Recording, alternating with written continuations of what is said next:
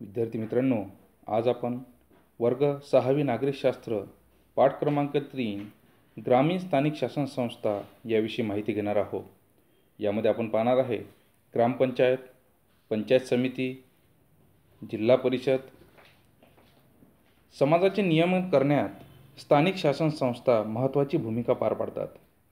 आपल्या देशात या संस्थाबरोबरच संघ शासन म्हणजेच केंद्र शासन व राज्य शासनही समाज नियमाच्या कामात सहभागी असते. स्थानिक शासन संस्थांचे ढोबळमानाने ग्रामीण व शहरी स्थानिक शासन संस्था असे वर्गीकरण केले जाते. या पाठात आपण ग्रामीण भागातील स्थानिक शासन संस्थांविषयी जाणून घेऊया. त्यामध्ये प्रामुख्याने ग्रामपंचायत, पंचायत समिती व जिल्हा परिषद या ग्रामीण स्थानिक शासन संस्थांना एकत्रितपणे पंचायत राज्य व्यवस्था असेही म्हटले जाते. आता आपल्या इथे जो राज्यकारभार केला जातो तो नेमका राज्यकारभार कसा केला जातो? लोकशाही पद्धतीने केला जातो. आपल्या देशात 3 पातळ्यांवरून राज्यकारभार चालतो. संपूर्ण देशाचा राज्यकारभार संघ शासन चालवते. संरक्षण, परराष्ट्र व्यवहार व चलन इत्यादी विषय संघ शासनाच्या कक्षेत येतात. दुसऱ्या पातळीवर राज्य शासन असते. महाराष्ट्राचे राज्य शासन कायदा, सुव्यवस्था, आरोग्य, शिक्षण यासंबंधी कायदे करते. तर तिसऱ्या पातळीवर स्थानिक शासन संस्था असतात. ग्रामीण भागातील स्थानिक शासन संस्थांना पंचायती राज्य व्यवस्था म्हणतात. मग आता या स्थानिक शासन संस्था कोणत्या आहेत? ग्रामीण भागातील आहेत ग्रामपंचायत, पंचायत समिती आणि जिल्हा परिषद. तर शहरी भागातील नगरपंचायत, नगर परिषद व महानगरपालिका. तर सुरुवातीला पाहू आपण ग्रामपंचायत. प्रत्येक गावाचा कारभार ग्रामपंचायत करते. 500 पेक्षा कमी लोकसंख्या आहे अशा 2 किंवा अधिक गावांसाठी एकच ग्रामपंचायत असते. तिला गट ग्रामपंचायत म्हणतात. आता या ग्रामपंचायतीची कामे कोणती? पाणी पुरवठा, दिवाबत्ती, जन्ममृत्यूची नोंद, विवाह नोंदी इत्यादी कामे ग्रामपंचायत करते. आता ग्रामपंचायतीचे पदाधिकारी व अधिकारी कोणते व ते कसे निवडून दिले जातात तर ते आपण पाहू. सर्वात आधी सरपंच. ग्रामपंचायतीच्या निवडणुका दर 5 वर्षांनी होतात. ग्रामपंचायतीच्या सभा सरपंचाच्या अध्यक्षतेखाली होतात. सरपंच जनतेकडून थेट निवडून दिले जातात. गावाच्या विकास योजना प्रत्यक्ष राबवण्याची जबाबदारी सरपंचावर असते. योग्य पद्धतीने कारभार न करणाऱ्या सरपंचावर ग्रामपंचायतीच्या सदस्यांना अविश्वासाचा ठराव मांडता येतो. म्हणजे सर्व कामकाजाची जबाबदारी ही सरपंचाची असते आणि सरपंच जर व्यवस्थितरित्या काम नसेल तर त्यावर अविश्वासाचा ठराव मांडता येतो. सरपंच उपस्थित नसेल तेव्हा ग्रामपंचायतीचे कामकाज उपसरपंच पाहतो. ग्रामसेवक ग्रामपंचायतीचा सचिव असतो. त्याची नेमणूक जिल्हा परिषदेचे मुख्य कार्यकारी अधिकारी करतात. ग्रामपंचायतीचे दैनंदिन कामकाज पाहणे, ग्रामपंचायतीच्या विकास योजना, गावातील लोकांना समजावून सांगणे इत्यादी कामे ग्रामसेवक करतो. आता गावातील लोकांचा सहभाग कुठे आणि कसा होतो त्याकरता आपण पाहणार आहे ग्रामसभा. ग्रामीण भागात किंवा गावात राहणाऱ्या लोकांची म्हणजेच गावातील लोकांची जे मतदानाचा अधिकार बजावू शकतात अशा मतदारांची सभा म्हणजेच ग्रामसभा. ग्रामसभा हे स्थानिक पातळीवरील लोकांचे सर्वात महत्त्वाचे संघटन होय. प्रत्येक आर्थिक वर्षात ग्रामसभेच्या किमान 6 सभा होणे बंधनकारक आहे. ग्रामसभा बोलवण्याची जबाबदारी सरपंचावर असते. प्रत्येक आर्थिक वर्षाच्या पहिल्या सभेत ग्रामपंचायतीने सादर केलेला वार्षिक अहवाल आणि हिशोबावर ग्रामसभा चर्चा करते. आता आर्थिक वर्ष कोणतं आणि कसं तर आर्थिक वर्ष हे एप्रिल महिन्यापासून सुरू होऊन मार्च महिन्यात संपते. त्याला आर्थिक वर्ष म्हटलं जातं. ग्रामसभेच्या सूचना ग्रामपंचायतीला कळवल्या जातात. आता ग्रामपंचायतीचा विकास योजनांचा ग्रामसभा मान्यता देते. शासनाच्या योजनांचा लाभ घेण्यास कोणत्या व्यक्ती पात्र आहेत ते ठरवण्याचा अधिकार ग्रामसभेला असतो. शासनाकडून विविध योजना या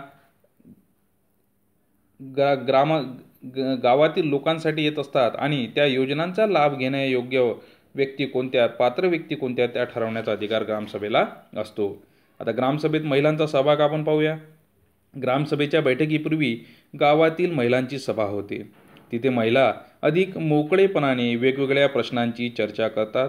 पिण्याचे पाणी, दारूबंदी, रोजगार, इंधन, आरोग्य इत्यादी विषयांबाबत महिला ग्रामसभेत अधिक आस्थेने बोलतात.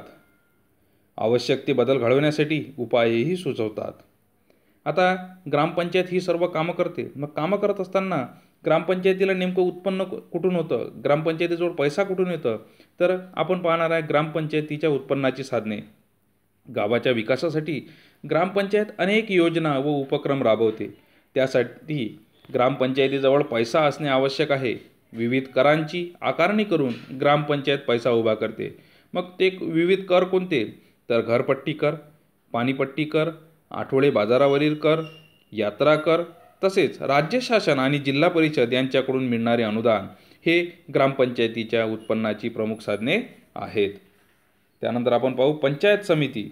आता पंचायत समिती आपण आता सुरुवातीला पाहिलं होतं की ग्रामपंचायत, पंचायत समिती आणि जिल्हा परिषद एका तालुक्यातील सर्व गावांचा एकत्रित असा विकास गट असतो.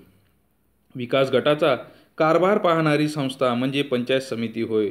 जिल्हा परिषदेकडून ज्या विविध योजना येतात विकास कामांसाठी त्याची योग्य अंमलबजावणी होते किंवा नाही याची पाहणी करण्याकरता पंचायत समिती असते.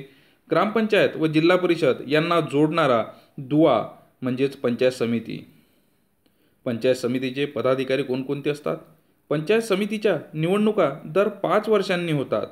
निवडून आलेले प्रतिनिधी आपल्यापैकी एकाची सभापती आणि एकाची उपसभापती म्हणून निवड करतात. पंचायत समितीच्या सभा बोलावणे आणि सभांचे कामकाज चालवणे ही जबाबदारी पूर्णपणे सभापतीची असते. सभापतीच्या अनुपस्थित उपसभापती काम पाहतो. मग आता पंचायत समितीची कामे कोणती? लोकांची कामे कोणती कोणती आहेत पाहू. रस्ते, गटारे, विहिरी, कूपननलिका यांची अंमलबजावणी करणे, तसेच रोगप्रतिबंधक लसी या आरोग्यविषयक सुविधा पुरविणे, स्वच्छ पिण्याचे पाणी पुरविणे, रस्त्याची स्वच्छता, कचऱ्याची विल्हेवाट करणे.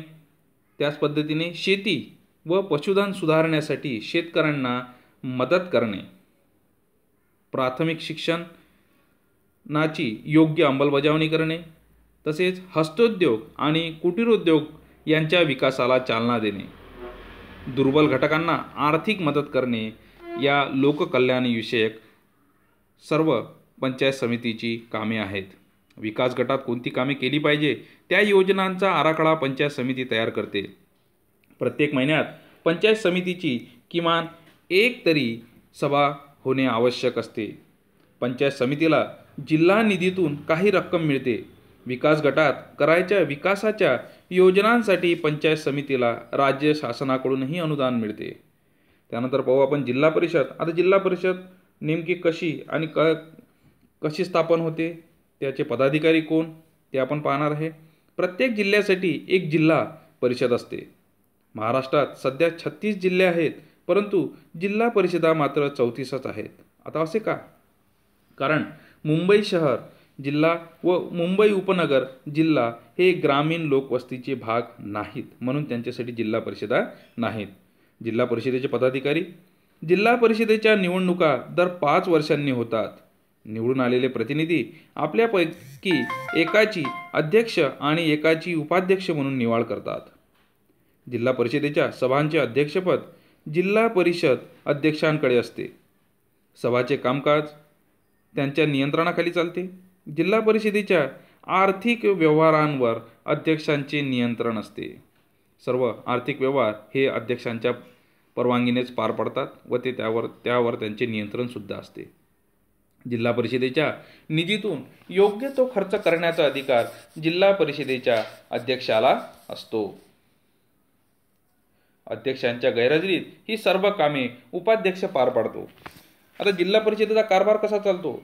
जिल्हा परिषदेचा कारभार विविध समित्यांमार्फत चालवला जातो. विविध समित्या तयार केल्या जातात. जी जिल्हा परिषदेची कामे आहेत त्या सर्व कामांसाठी विविध समित्या स्थापन केल्या जातात आणि या समित्यांमार्फत हे कामकाज चालवलं जातं. जसं वित्त समिती, कृषी समिती, शिक्षण समिती, आरोग्य समिती, जलव्यवस्थापन व स्वच्छता समिती, तसेच महिला व बाल कल्याण समिती हे महिलांचे आणि बालकांचे प्रश्न विचारात घेऊन काम करते. आता मुख्य कार्यकारी अधिकारी हा जिल्हा परिषदेचा प्रशासकीय अधिकारी असतो. जिल्हा परिषदेने घेतलेल्या निर्णयांची प्रत्यक्ष अंमलबजावणी जिल्हा परिषदेचा मुख्य कार्यकारी अधिकारी करतो. त्याची नेमणूक राज्य शासन करते. आता जिल्हा परिषदेची नेमकी कामे कोणती? शिक्षणाविषयक सुविधा पुरविणे, आरोग्यविषयक सुविधा पुरवणे, स्वच्छ पाणीपुरवठा करणे, तसेच शेतकऱ्यांना योग्य व माफक दरात बी बियाणे पुरविणे, शहरात तसेच गावांमध्ये दिवाबत्तीची सोय करणे, तसेच सामाजिक वनीकरण म्हणजेच गावाच्या परिसरात झाडे लावणे इत्यादी कामे जिल्हा परिषदेची आहेत. आता समजा तुम्हाला काही महत्त्वाची कागदपत्र मिळवायची आहे, तर अशावेळी किंवा काही आरोग्यविषयक सुविधा मिळवायच्या आहे, तर आपण नेमकं कुठे जाऊ? आता जसं तुमच्या छोट्या भावंडाच्या लसीकरणासाठी तुम्ही कुठे जाल? तर आपण प्राथमिक आरोग्य केंद्रात जाऊ. वडिलांबरोबर 7/12 उतारा आणण्यासाठी शेतीविषयक हा महत्त्वाचा पुरावा असतो, तर तो आणण्यासाठी आपण पटवाऱ्याकडे जाऊ. नव्या खताचा वापर करण्याविषयी माहिती मिळवण्यासाठी आपण कृषी विभागाकडे जाऊ. अशुद्ध पाणी पुरवठ्याच्या विरोधात तक्रार करण्यासाठी पाणीपुरवठा विभागाकडे जाऊ. जन्माचा दाखला मिळवण्यासाठी आपण स्थानिक स्वराज्य संस्थेत जाऊ, जसं ग्रामपंचायत, नगरपरिषद किंवा महानगरपालिका. आता आपल्याला जर आपला अमरावतीमध्ये जर जन्म किंवा मृत्यूचा दाखला घ्यायला जायचा असेल, तर आपण महानगरपालिकेमध्ये जाऊ. उत्पन्नाचा किंवा जातीचा दाखला मिळवण्यासाठी आपण तहसीलमध्ये जाऊ.